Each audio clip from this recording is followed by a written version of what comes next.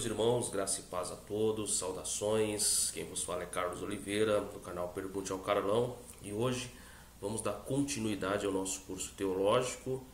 E hoje é um dia interessante porque hoje nós estamos iniciando uma nova matéria do nosso curso. Nós terminamos Introdução ao Novo Testamento e hoje, excepcionalmente, nós estamos iniciando a matéria de apologética cristã, que é uma matéria que está entronizada na área de apologética diretamente, de teologia apologética, assim podemos dizer.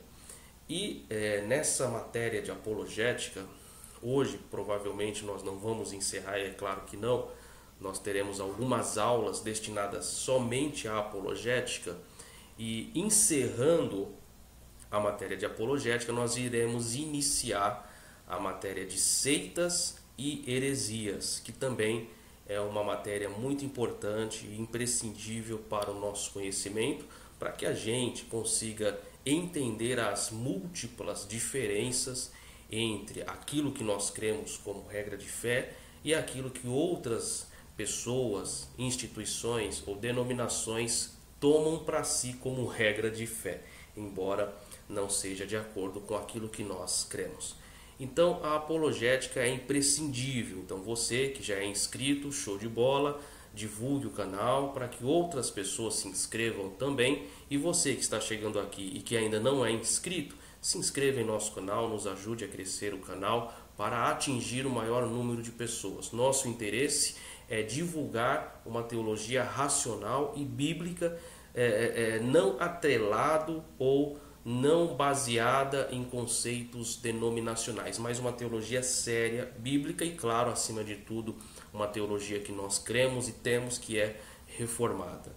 Então você que não é inscrito, se inscreva no nosso canal. Se você não viu os vídeos anteriores, dedique um tempo para que você assista todos esses vídeos anteriores, onde há muita informação, muito conteúdo e muita palavra séria e palavra de Deus. Então hoje nós iremos iniciar aqui a apologética cristã. Nós sempre trabalhamos com o nosso slide, vai correndo aqui na tela enquanto eu vou falando, lendo e explicando algumas particularidades para ficar uma coisa bem didática.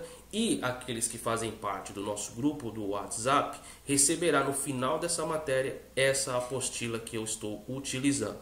Uma outra informação também, você pode acompanhar todas as nossas aulas no nosso site. Então você clica aí depois no nosso site www.pastorcarlosoliveira.com.br. Então você pode acessar o site, você vai ter conteúdo dos vídeos, você vai ter estudos, reflexões e, claro, você também poderá conhecer os nossos livros e também a nossa editora, a editora Educação Cristã, ok? Então vamos lá, dando início à nossa primeira aula de apologética cristã. Então vamos aqui no nosso slide, começando já a nossa matéria. Apologética, vamos lá. Definições. Apologética é a ciência ou a disciplina racional que se ocupa da defesa da fé religiosa, cristã ou não cristã. O que significa isso? Que a apologética não é uma matéria ou um termo usado apenas para o cristianismo. Ela é abrangente, ela é plural. Existem a apologética cristã, existe a apologética científica, existe a filosófica, que nós vamos tratar nessa matéria de apologética. Ou seja, existem discrepâncias dentro da própria apologética, porém nós iremos nos dedicar à apologética cristã. A palavra apologética vem do termo grego apologia, defesa, isto é, uma resposta ao ataque. Ou seja, a apologética é uma defesa ao ataque que você sofrerá em decorrência daquilo que você defende, seja você pessoalmente ou seja você como instituição.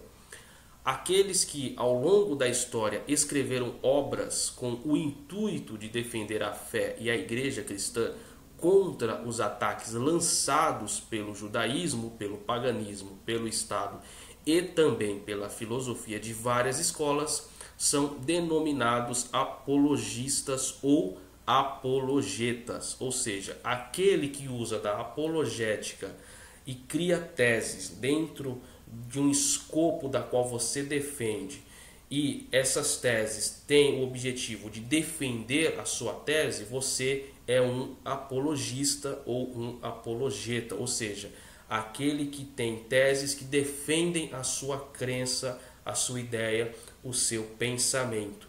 Legal?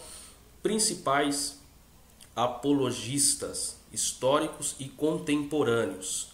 Nós temos na palavra de Deus muitos exemplos, mas eu só citei 2 exemplos aqui, como o apóstolo Pedro e principalmente o grande apologista, missionário, pastor e líder e ensinador, o apóstolo Paulo, um grande apologista.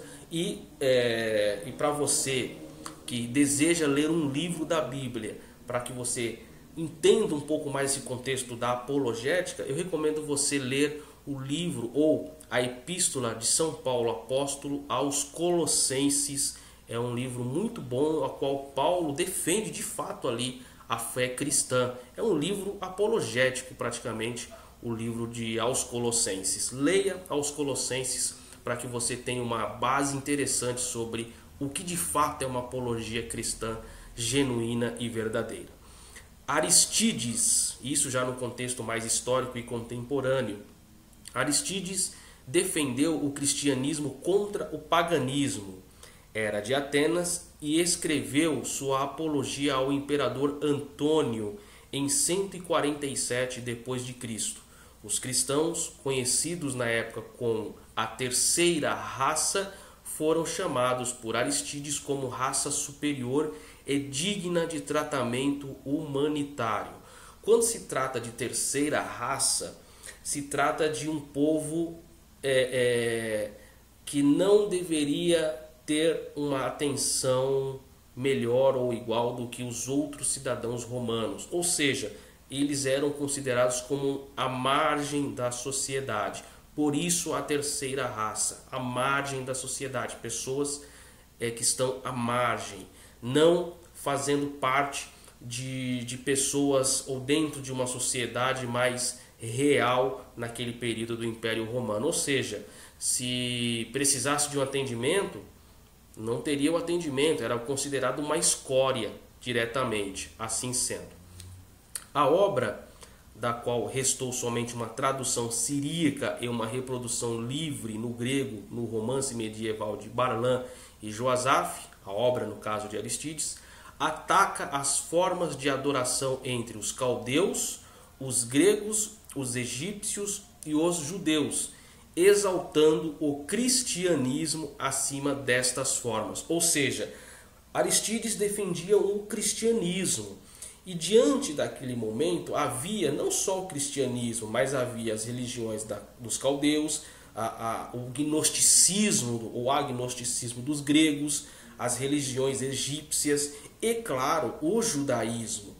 E diante de todas essas religiões, e cada uma dessas religiões tinham a sua prática de culto pré-estabelecida ou pré-definida, Aristides desenvolveu uma obra colocando que o cristianismo ele tinha uma forma de culto superior à forma de culto que as outras religiões realizavam. Então ele escreveu essa tese defendendo positivamente os conceitos cristãos em detrimento dos conceitos pagãos, judaicos, egípcios e dos caldeus, assim dizendo. Outro grande apologista, Justino Mártir, defendeu o cristianismo da filosofia grega, endereçou sua apologia a Adriano e a Marco Aurélio, alegando que a filosofia grega, apesar de útil, era incompleta e que este produto não terminado, no caso a filosofia, é aperfeiçoada e suplantado em Cristo. Para ele, no caso Justino Mártir, o cristianismo era a verdadeira filosofia. A filosofia grega era encarada da mesma forma que a lei judaica, precursora de algo superior. Já para Justino Mártir, ele entendia que, embora fosse boa, a filosofia não era completa e que ela não sendo completa ou não sendo terminado, ela no caso seria aperfeiçoada e suplantada na pessoa de Cristo, ou seja, Cristo está acima de qualquer pensamento ou linha de raciocínio filosófico. Este é o conceito de Justino Mártir. Então você percebe que desde os primórdios do cristianismo, os apologistas ou a apologética era ela muito intensa, porque no princípio da igreja cristã havia muitas definições a serem tomadas sobre as bases desse próprio cristianismo. E houve muitos concílios, muitas reuniões de líderes daquele período, de estudiosos daquela época, para definir parâmetros da teologia cristã, a qual chegou até nós e a qual hoje nós conhecemos como sadia. Ainda assim, hoje há muitas seitas, religiões, heresias, a qual precisam ser combatidas com o conhecimento da palavra, com uma apologia segura, saudável e bíblica, para que assim sendo possamos avançar não só numa questão de ensino de teologia, mas propriamente até no evangelismo e nas obras de missão. Seguindo adiante, alguns temas da apologética. Podemos provar que Deus existe? É uma pergunta que os apologetas respondem àqueles que têm suas respostas pré-definidas. Há alguma relação entre fé e filosofia? Há alguma relação entre fé e ciência? A Bíblia é digna de credibilidade? Jesus Cristo, um homem? Jesus Cristo, o Filho de Deus? Jesus Cristo, o Messias prometido? A ressurreição de Jesus Cristo, fraude ou história? O Evangelho segundo Allan Kardec, que inclusive eu tenho, é realmente evangelho? O mormonismo é cristão? O catolicismo é cristão? Porque a reencarnação é uma farsa?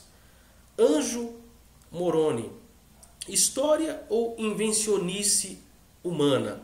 Por que a doutrina da transubstanciação, ou também podemos colocar consubstanciação, possa ser falha? Ou seja, esses daqui são alguns questionamentos que pessoas tentam intimidar aqueles que defendem a fé cristã. E aí entra no cenário a figura importantíssima do apologista ou apologeta. Por isso que fazer apologia não é algo que qualquer pessoa pode fazer. Primeiro, você precisa conhecer algo para que você defenda algo. Você precisa ter conhecimento de causa. Se alguém te perguntar no metrô, no ônibus, no avião, podemos provar que Deus existe? Você tem condição de responder essa pessoa pelos argumentos da razão e não da fé? Porque falar eu creio que Deus existe, eu tenho fé que Deus existe, não responde essa pergunta. Não responde. Se alguém te perguntar, é possível provar que Deus existe? Sim, é possível. Olha a natureza, olha as coisas como funcionam. Isso responde a pergunta? Não, porque são argumentos de fé, são argumentos de que você acredita que responde, mas você precisa apresentar para a pessoa que está perguntando se realmente responde. Então você tem que procurar uma resposta o mais racional possível para que você consiga responder essa pessoa e ganhar e conquistar essa pessoa. Então, para você ser um apologeta, um apologista, não basta você apenas querer ser pelos argumentos da fé apenas, mas, acima de tudo, ter conhecimento de causa e usar argumentos científicos, racionais, de acordo com a necessidade. Tá joia? Como sempre, eu recomendo obras, né? Em todas as matérias eu recomendo obras. E aqui eu recomendo algumas obras que você adquira, pelo menos uma. Eu sempre falo, nós somos uma nação que pouco lê. Se cada matéria que eu coloco aqui, serão 20 no total, você comprar um livro de cada uma dessas matérias e ler totalmente esse livro que você comprar, um de cada matéria, se você comprar 2, ótimo. Ou seja, são 20 matérias. Se você comprar 2 livros que eu indico aqui por cada matéria, você vai terminar com 40 livros. Olha só, você já tem uma biblioteca aí legal em sua casa. Então compre livros, leia livro. Então eu sempre recomendo. E aqui eu estou recomendando alguns livros. Tem livros que eu recomendo mais, outros menos. Eu tenho obras aqui que eu sempre mostro também. Então nós temos aqui a Apologética de William Lane Craig, que é um livro sensacional, o escritor é ótimo. Tem um outro livro que eu gosto muito dos livros dele, não somente esse como outros também, Apologética Além da Razão, de James Sire. E eu gosto muito dos livros de James Sire, principalmente se tratando de cosmovisão cristã. Ele é ótimo, da editora Cultura Cristã. Apologética de Alistair McGrath, também, que é excelente obra, da editora Vida. Outro livro de Cornelius Van Til, Apologética Cristã, que é ótimo livro, só livro top que eu recomendo aqui, da editora Cultura Cristã. E um livro que não trata diretamente de apologética, mas tem muita coisa, é uma enciclopédia, eu vou mostrar aqui para você. E eu recomendo ele, que é do Norman Geisler, ou para outros Norman Geisler, Enciclopédia de Apologética, pela editora Vida, que inclusive eu tenho aqui e mostro para você. É um livro grande, viu? Olha aqui o livro, Enciclopédia de Apologética, de Norman Geisler, ou Norman Geisler, da editora Vida. Apologética, Enciclopédia de Apologética. Então, é um livro que eu recomendo, eu tenho aqui. Eu não recomendo Teologia Sistemática de Norman Geisler, não recomendo, pela editora CPAD, são 2 tomos, 2 volumes. Eu não recomendo Teologia Sistemática, eu tenho outros livros, vou recomendar quando chegar nas matérias de sistemática. Mas como nós estamos falando de Norman Geisler, que eu gosto muito dos livros dele, ele é muito bom em muitos livros, mas a teologia sistemática eu não curti não. Então, se você quer comprar uma teologia sistemática, você pode comprar, lógico, mas não é uma que eu recomendaria de início para você não. Mas esse livro sim, esse livro eu recomendo, Enciclopédia de Apologética, do Norman Geisler, da editora Vida, esse eu recomendo sim. E um outro livro que é mais uma questão filosófica, que é da CPAD, Panorama do Pensamento Cristão. É um livro interessante também, um livro legalzinho, um livro bacana, é um livro que você pode ter aí na sua casa, que vai te ajudar também. Trata de muitos assuntos interessantes, escrito por Michael Palmer, né? Tá aqui, deixa eu abrir para você ver também. É um livro bacana, Panorama do Pensamento Cristão. Então, são 2 obras apenas aqui que eu estou recomendando para você. Adquira pelo menos uma dessas ou uma dessas que está aparecendo no seu vídeo. Tanto a Apologética de William Lane, tanto a Apologética Além da Razão de James Sire, como a Apologética do Alistair, como a Apologética Cristã de Cornelius Van Til, como a Enciclopédia de Apologética de Norman Geisler, ou Geisler, para outros ou alguns. Ok? Então compre livros, que é fundamental. Seguindo adiante, já tendo uma base do que é apologética e algumas respostas que ela se propõe a responder ou dar, né? Mas vamos continuar aqui seguindo a nossa matéria. Aqui uma pergunta, né? Mas se há tanta identidade, por que caminham separadas? O que eu quero falar sobre aqui? Sobre as igrejas cristãs evangélicas e católicas. Vou dar uma ênfase a essas duas, ok? Nos primeiros séculos houve uma única comunidade cristã. Jesus havia dito: onde estiverem 2 ou 3 reunidos em meu nome, eis que estarei convosco até a consumação dos séculos. São 2 textos interessantes aqui distintos, Mateus 18:20 e 28:20. O cristianismo teve continuidade com os bispos, pastores, presbíteros e evangelistas.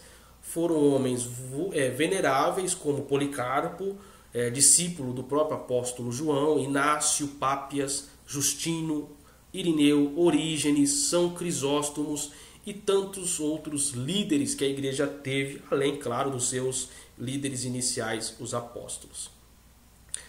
Entre eles não havia maiores, embora o bispo Calixto tenha sido acusado por Tertuliano, um outro grande apologeta, advogado cristão, de querer ser o bispo dos bispos, isso no ano 108 na nossa era. Ou seja, essa coisa de querer ser mais dentro do reino não é algo de agora. Isso é algo já desde os próprios apóstolos, com relação a quem vai se assentar ao lado do Cristo lá na glória, né? João, Tiago, quem que vai ser? Já havia isso lá atrás.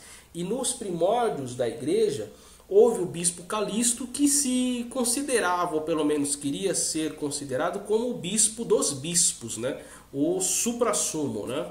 E hoje em dia existem muito disso. Hoje em dia, para você ter uma ideia, tem uma denominação cristã que eu não quero citá-la, que o cargo de pastor já não era suficiente, aí colocaram o bispo para o presidente, e hoje nem bispo é mais já não compensa mais, não é, digamos, suficiente, né? Ou seja, é mais que bispo, agora é bispo ou alguma outra coisa lá. Daqui a pouco vai colocar, né, semideus, né? Enfim, cargos, infelizmente, o homem e sua ganância pelo poder. E isso tem bastante.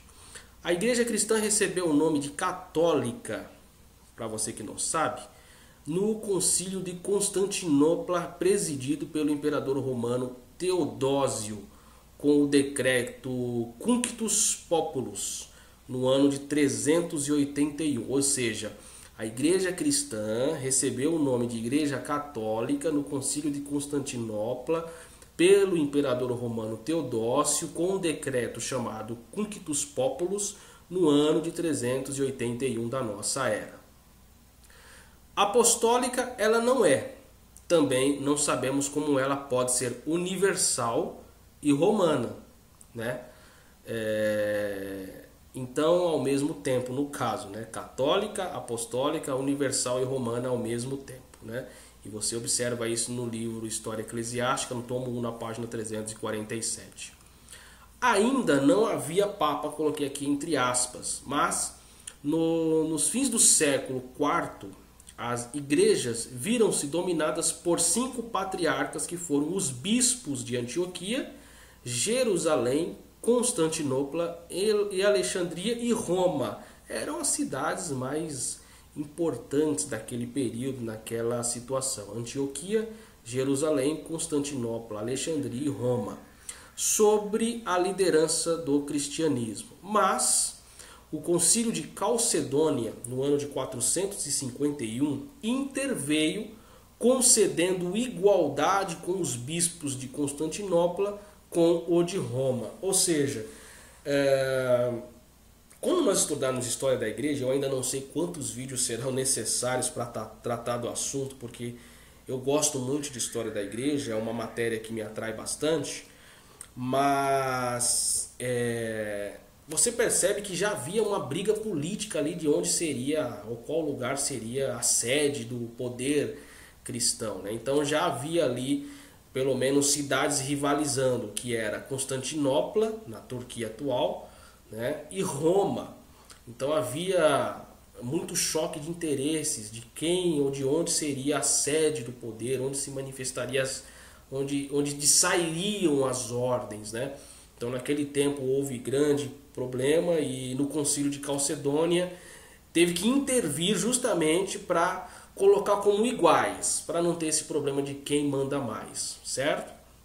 O papado, como nós conhecemos atualmente, desenvolveu-se gradativamente, sustentado a princípio pelo Império Romano.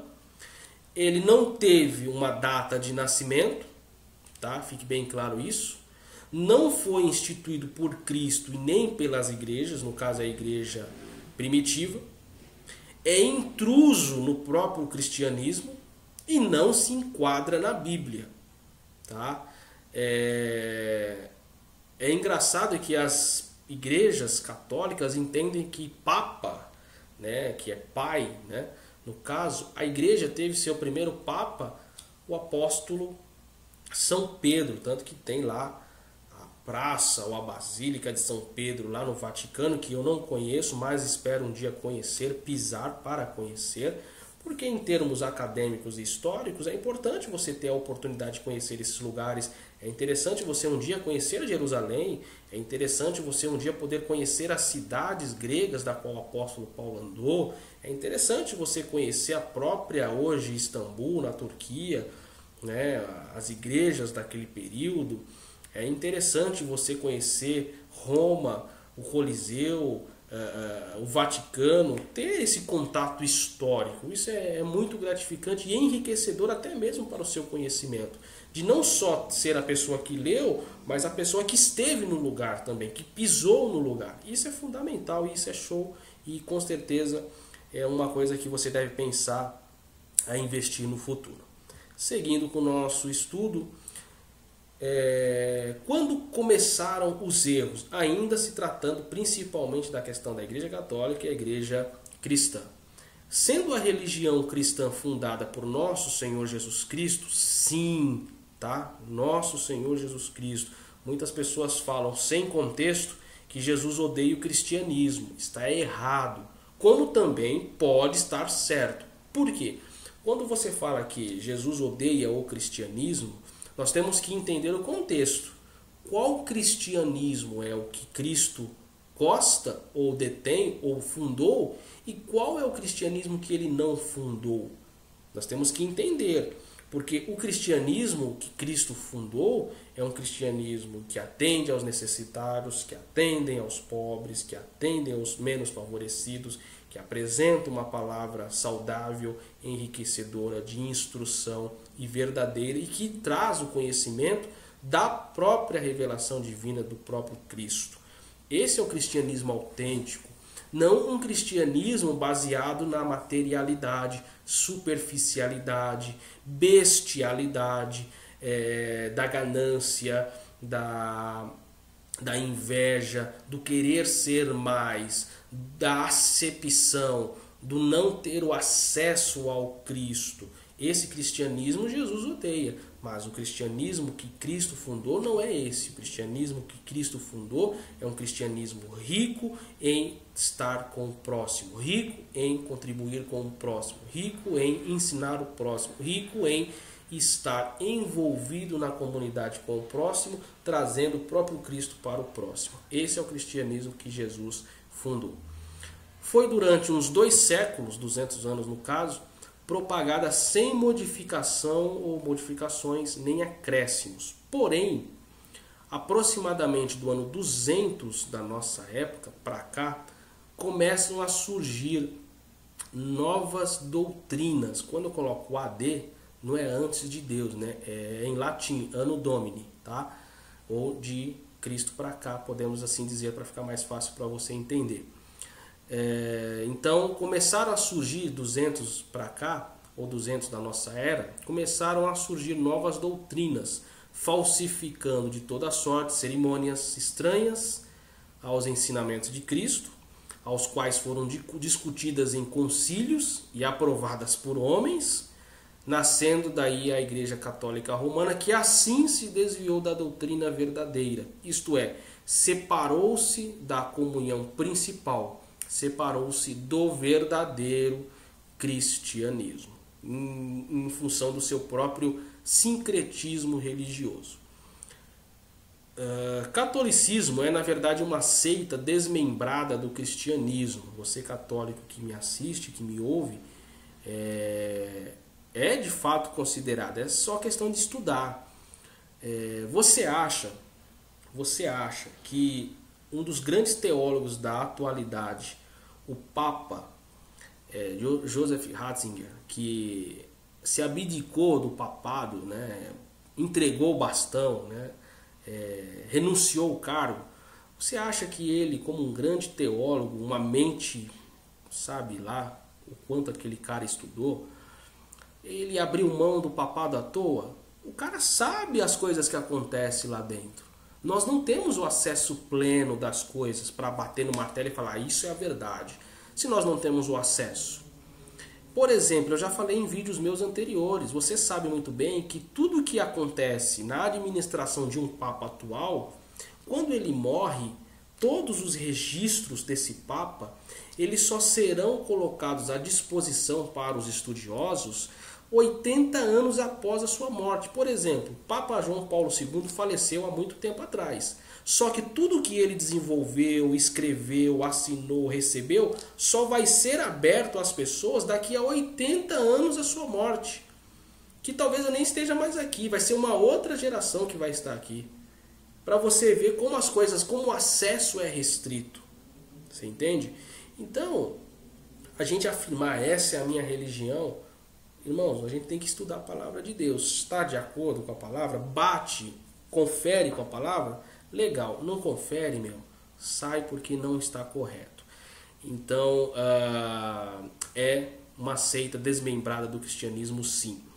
Apesar de ser considerada como parte integrante dessa religião, juntamente, no caso, com os protestantes e ortodoxos gregos. Assim sendo, não erramos ao afirmar que a Igreja Católica não é realmente uma religião, mas é, na verdade, uma seita desmembrada do cristianismo. Convém deixar bem claro que estamos analisando agora a palavra seita. Nós vamos falar sobre seita e religiões na próxima matéria, tá? Quando nós encerrarmos a matéria de apologética, falaremos sobre seitas e religiões. Então vamos lá. Convém deixar bem claro que estamos analisando agora a palavra seita no seu sentido etimológico para entender melhor o seu significado. Seita vem do latim secta, que significa separar-se da comunhão principal. A palavra seita tem também uma outra equivalente, que é heresia, cujo significado é doutrina oposta aos ensinamentos divinos e que tende a promover facções, isto é, divisão ou desvio doutrinário, que foi realmente a base do catolicismo ter se desmembrado do cristianismo correto. Logo, a causa da fundação da Igreja Católica foi um desvio doutrinário e por isso é considerada uma seita, sim. Tá joia? Muito bem, nós vamos encerrar nossa primeira aula de apologética por aqui. Nós temos outras aulas de apologética. Eu convido você para continuar conosco. Reforço, acompanhe sempre os nossos vídeos. Se inscreva em nosso canal se ainda não é inscrito. E, claro, divulgue também para as pessoas terem acesso a esse conhecimento.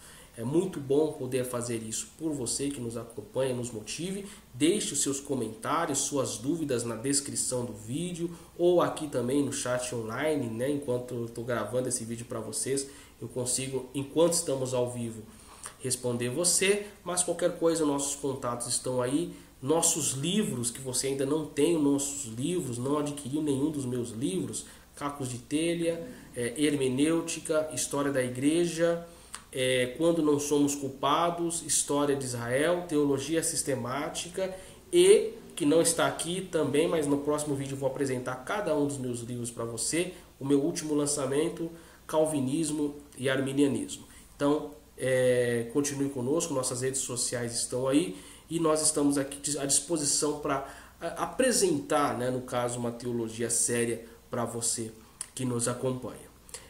Nossas aulas em parceria com a Fundação Carlos Oliveira e a editora Educação Cristã. É sempre um prazer estar com você. Acompanhe os próximos vídeos e que Deus vos abençoe.